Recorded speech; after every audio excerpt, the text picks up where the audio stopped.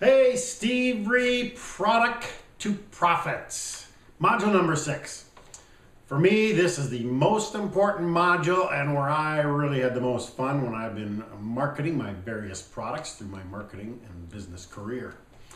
This is where you find the big hitters in your retail industry, and decide how, make a plan to reach most or all of those retailers. This is where you can get the big purchase orders, the big notoriety, and build a very, very lucrative business.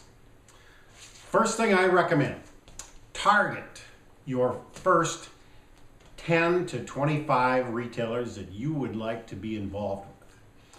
In the outdoor world, there's the big ones are people like Cabela's, Bass Pro, Walmart, Target, depending on the category, Dick's, Sam's Club, Academy, LL Bean, Dunham's, just to name a few. Shields is a wonderful company to work with.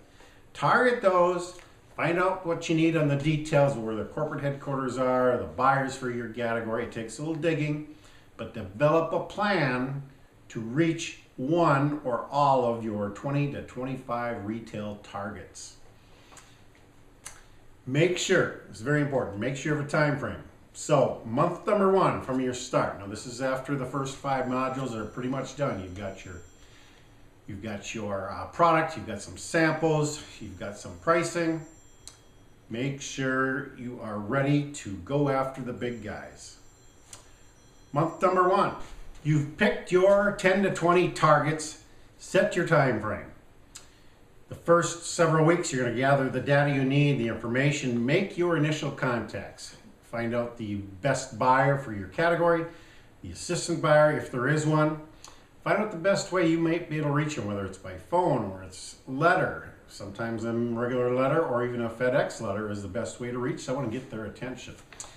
Texting, emails, whatever it takes to get through to that buyer to make that initial contact and start the process of seeing if there's an interest for them to carry your product.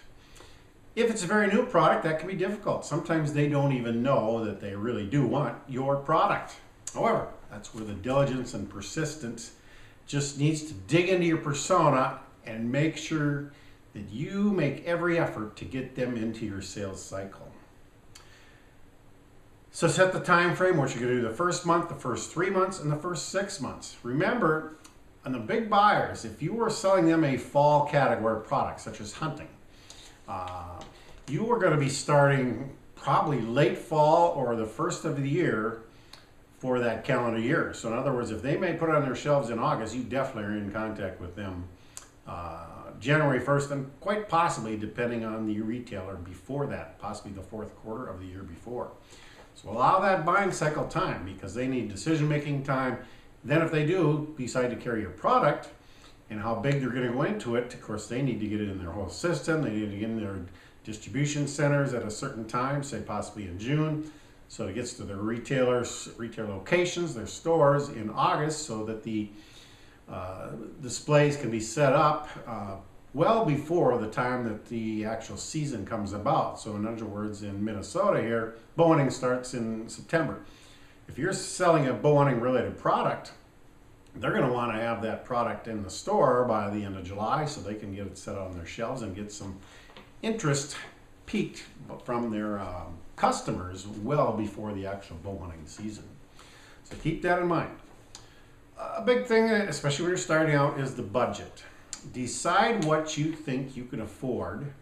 And a lot of this, unfortunately, is going to be upfront cost, because if you're at 0 sales, you're going to say, well, I'm going to spend on my 20 retail stores that I want to get into, I'm going to allocate $500 per store. That's $10,000. Now, some of those you'll be able to balance that money involved over several stores. In other words, if you're going to do one of the great big trade shows like the SHOT Show, the Shooting and Hunting Outdoor Trade Show, that may cost you $5,000 overall, but all those big buyers are going to be there. So in a sense, you'll just have a few dollars involved per retailer to allocate to that budget for doing that great big trade show. Oftentimes, you're going to have travel involved. If you decide that the retailer is best suited to seeing you in person, and I did this a lot, I traveled to Bass Pro, I traveled to Cabela's, I traveled to Shields. Gander Mountain was a huge customer. Some of those I could travel in a day or so or under by car, by vehicle. But I had some hotel costs and all that type of thing. But actually it was minimal investment for the potential for those type of retailers. But it does, it does take some effort to plan what you're going to do. And especially if you are working a full-time job in addition to trying to market your new product. Build your team. So this can really help delegate some of the responsibilities. If more than one of you involve your company or a marketing person, then you can split off. You say you take 5 of your top retail prospects, your partner takes another 5, and so on. It might be a case where, and I use this quite a bit, I use manufacturer's reps. A manufacturer rep or rep company basically will be paid a commission to get you in the door and get your product into retailers. And it might be some of the big guys. I did have help when I sold later in my Bass Pro selling career. At first I sold it myself, but then I did have a rep group that worked with Bass Pro a lot, and that helped me make my product line more accessible to the buyers. And I did end up selling more different SKUs or more different products to Bass Pro because of that. But they lived right by the Bass Pro headquarters, so they were able to get in there once or twice every quarter and meet with the buyers at the products that I was marketing to the company. And it's a set cost, so there's generally no salary involved. There's no travel expense called for your manufacturing reps or rep groups. They simply take a commission and make sure you pretend in your industry, in your product, what it might be. It might be anywhere from 10 to 17%, but usually somewhere right in the middle. Make sure you have written down on the positions and delegating authority and who's going to do what. So if you were the main guy or woman behind your product and you were the marketing person, then you maybe are going to handle all that. You're going to delegate some of the other parts of the business as it grows to a partner or to an associate or a virtual assistant, VA, someone to take care of some of the details if you just don't have the time. And again, it depends a lot on what your full-time position is, if you do have one. If you're already working full-time at your new venture, then you have lots of time, but you still may have lots to do. But write it down along with the budget, along with the time frames on what you're going to do. That is so important in the first several months of a new operation and a new product. Goals.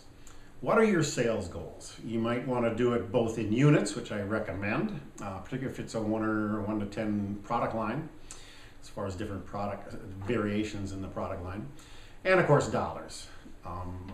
That's going to be so important for you to track what's working, what's not, or if you're reaching your goals. I mean, some days, the first 3 days of the week, 4 days a week, you just think, I'm just spinning my wheels, this just is not working.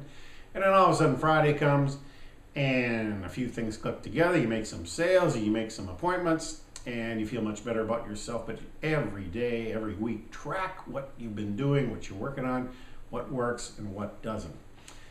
I highly recommend a detailed sales chart.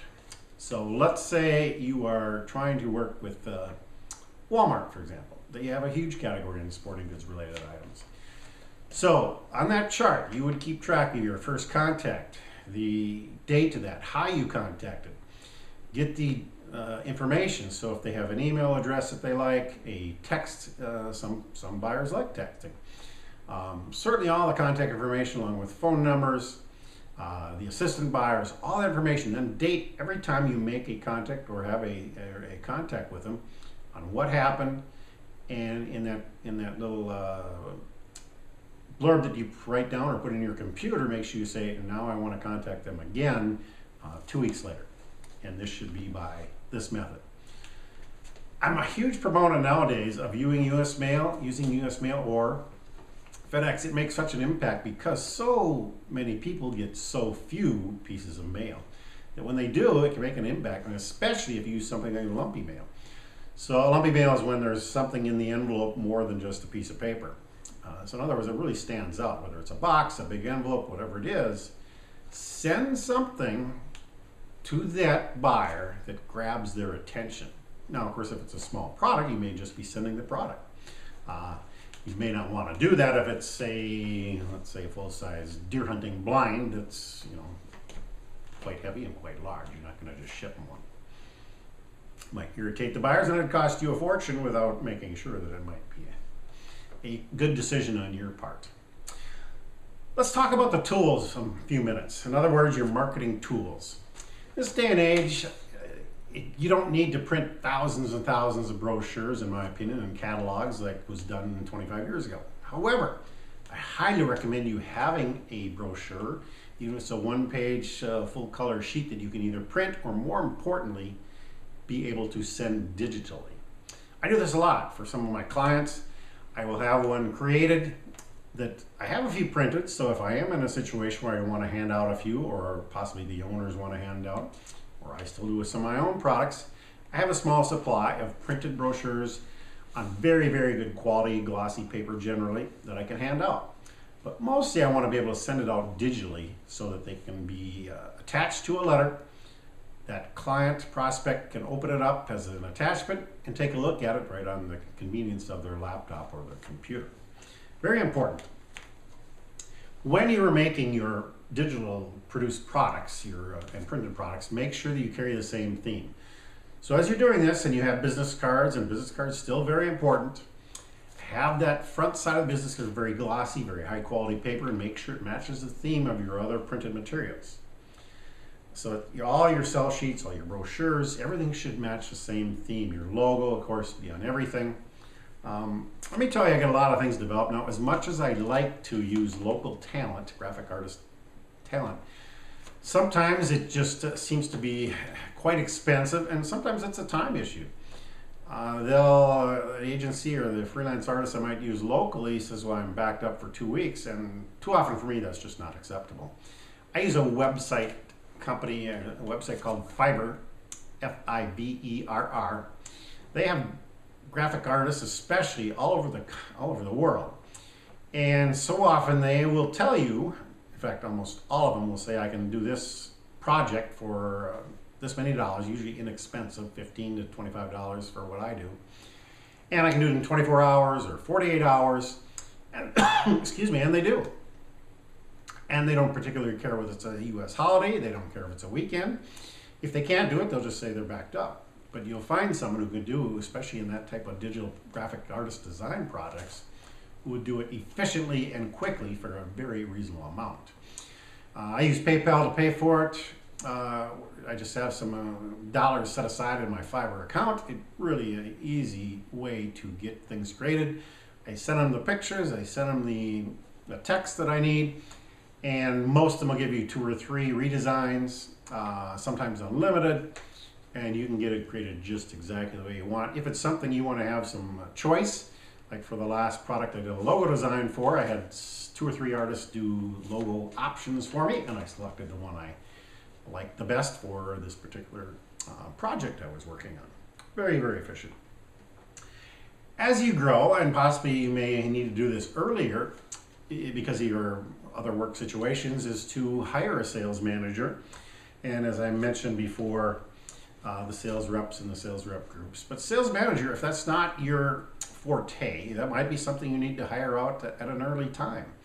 Might be someone hopefully with lots of experience in your category that can get you in the doors and has done it before with other products. And possibly, and I would recommend asking this person, maybe they want some kind of a small fee, but then give them a percentage of sales, in other words, a commission.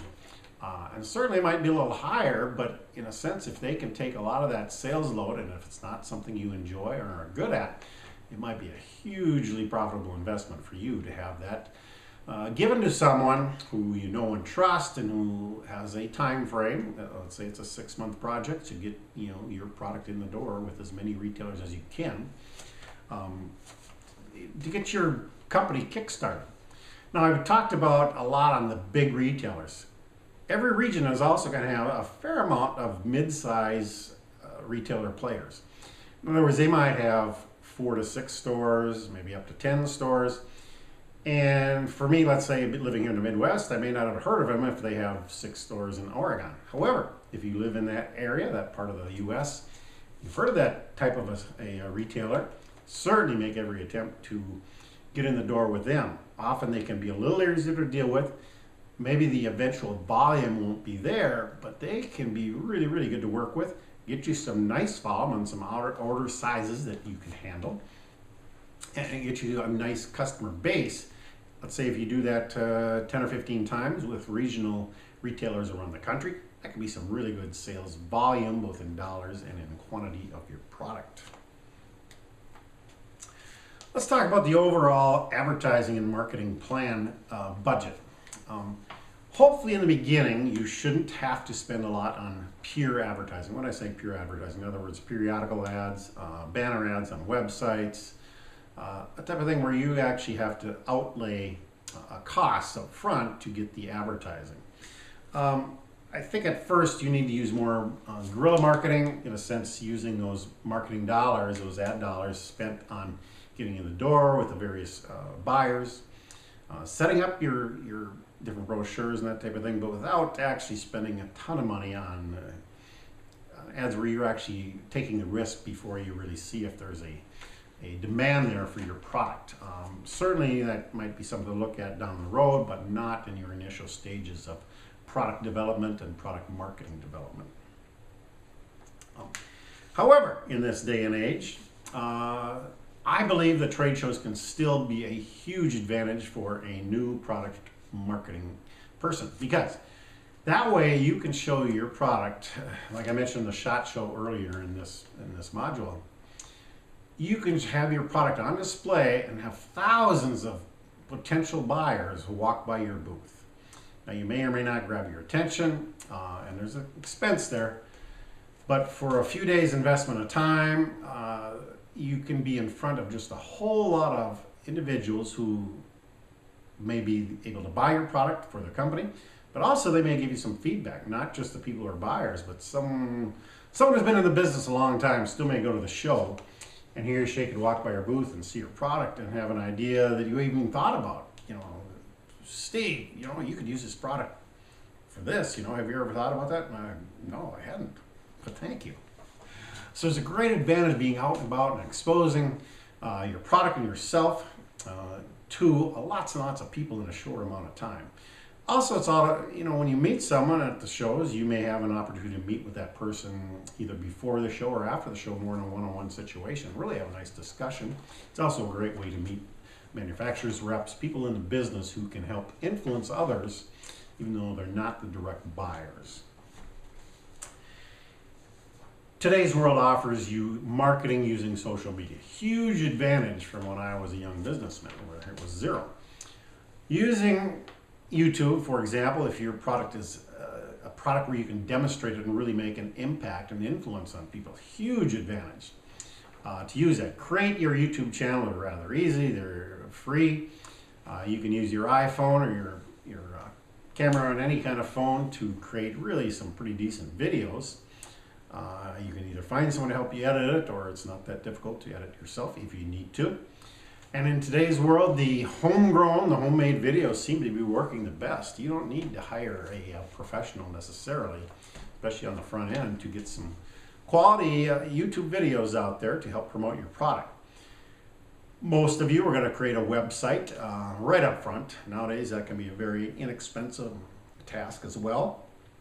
It doesn't need to be something you're going to see in a Fortune 500 company. It needs to be something that relays your product ideas, your concept, some contact information, a few photographs. I would highly recommend a short video on the above the fold, which is the old term for anything on the top third or half of the web page, so they can see your product in action. It's rather easy to embed. You can find someone easily for a small fee to get that taken care of, or it's not that difficult to figure out yourself. You have a little technical aptitude. Facebook, huge way to reach your market. Of course, you can start your business page for nothing. You can start gathering likes and followers that way.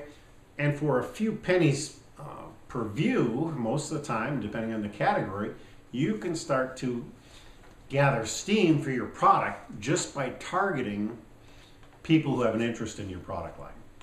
Facebook makes it very easy to target. So if you want to go to, your market is 25 to 45-year-old males who live in the Midwest, who hunt and who fish and love to camp, because you've decided that that's who your market is through your research earlier in the marketing program and with your validation and talking to other professionals before you got into Module 6. Target those people, and for a small investment per day, you can find out if there's some consumer demand for your product, which then can help you market to those big retailers. Having your knowledge base as full as it can be when you come in to meet with the big buyers can be a huge advantage to getting not just your foot in the door, but closing the sale. Tell you what, when you get that purchase order, or nowadays it would be emailed to you, possibly mailed, it's a huge thrill. When I was first starting, the big orders would come in by fax, and all of a sudden my fax machine would just keep cranking and cranking and cranking, because oftentimes the big retailers would order by store. So there would be 20 stores with their largest purchase. There'd be so many dollars per store, then a B store would have the smaller level, and a C store would have them. But everyone could be a little bit different depending on location, the size of the store, the category, that type of thing. You would see the same thing nowadays by email.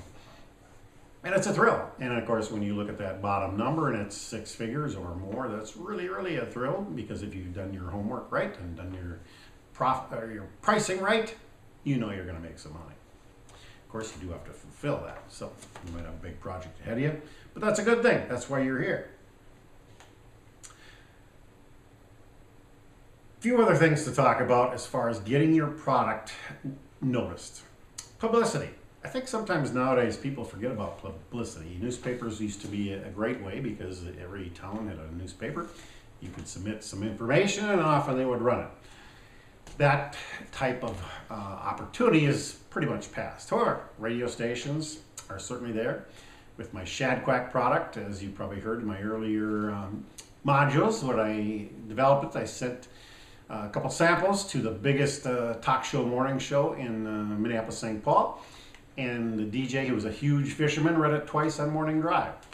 Huge advantage, and it worked perfectly, just the way I had set it up, that we would get this basically free publicity right at the beginning of the summer fishing season here in Minnesota. You can do that. Send it to the TV stations, send it to the radio stations all around your area. It may or may not work. Certainly send it to newspapers. There still are newspapers. There still are magazines. You know, it's not quite the same as it was a few years ago, but it's still worth a small effort to get your name out there, and your product out there is the most important. You may be able to do live appearances on both radio and TV. They're often looking for a unique story, a unique product, something to talk about. They want to have their people coming back and back and back, and maybe you're part of that mix. Make the offer. Doesn't hurt. If they say no, you've lost barely anything. Nowadays, you have podcasts. Tons and tons of podcasts, and the great thing about podcasts is that they normally reach nationally or globally. So your product, maybe it's something that the whole world could use, and you find a podcaster who's looking for a guest with your expertise and has something to talk about interesting, which is your new product. You can do it from the comfort of your home.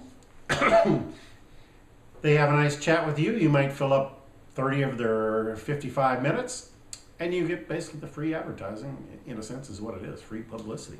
Great opportunity for you. If you're someone who likes to speak and teach, you can do seminars. If it's a fly fishing product, for example, especially as a new season is wrapping up or coming around, beginning again, you can speak with different fly fishing groups. In other words, be a guest at their meeting, their monthly meeting, and promote your product in a sense while educating them on some new technique that your product helps fill. Also, retailers will do that. I know the retailers around here in the spring before fishing opens in May in Minnesota. Many of them have a variety of seminars on new products for the next fishing season, new techniques, all kinds of same thing for hunting. As new techniques come around for bow hunting, for example, or for waterfowling, deer hunting, whatever it is, they will have seminars in the months leading up to the next season. Maybe you can be that guest expert speaker. Take advantage of those whenever you can. Again, all it takes is asking some of the management people at those retail locations and say, hey, I'm Steve Ree. I'm an expert on waterfowling. Are you going to have a waterfowling seminar coming up? Could I speak for 10 minutes on this new technique on decoy placement? and at the same time promote mynew.com. It does not hurt one bit to ask. I've done in the past a fair amount of speaking at service clubs. Service clubs like Sertoma, Lions Club, those type of folks. They're often looking for an interesting speaker on an interesting topic, and it just might be something that your topic, your expertise, your product can fit in with. You may not be up there to give a hard sell, but you certainly can educate on what you're doing, and you never know who's going to be in that group of 50 listeners, members, that has an interest for whatever reason, or maybe he says, my brother is a buyer at the hardware chain based out of Minneapolis. Do you want to talk to him? You never know what's going to happen by getting yourself out there. Chamber of Commerce, another one. Excellent way to get to know people. You might meet some other marketing professionals. You might meet some manufacturing professionals. It could be an asset for you, and you could be a business partner with them. In a sense, you would be buying products or services from them. Chamber of Commerce never hurts to be involved in to at least a certain level. For the right person, right product, you may even want to have a self-held seminars. In other words, you're going to put on your own seminar. It can be a hotel, could be at a room in a retail store. Some of the sporting goods stores have those. You take the risk, you invite the people, but you also then have a chance to really heavily promote your product and possibly your service. Maybe as part of your business, you're also a guide, whether it's fishing or hunting. It could be a double whammy because you've got a product, you've got your service. Invite people, you might charge. You might charge $10, a nominal fee, and you can include refreshments for an evening get-together for an hour and a half. You've got a captive audience, and they have paid to be there. You know they're going to be interested. So, hopefully you got a great excitement going with your product and your product line. Remember, this is not easy. You're here, though, because you have a great idea, you've got great potential, you got a great product. Keep up the perseverance. We will see you in module number 7.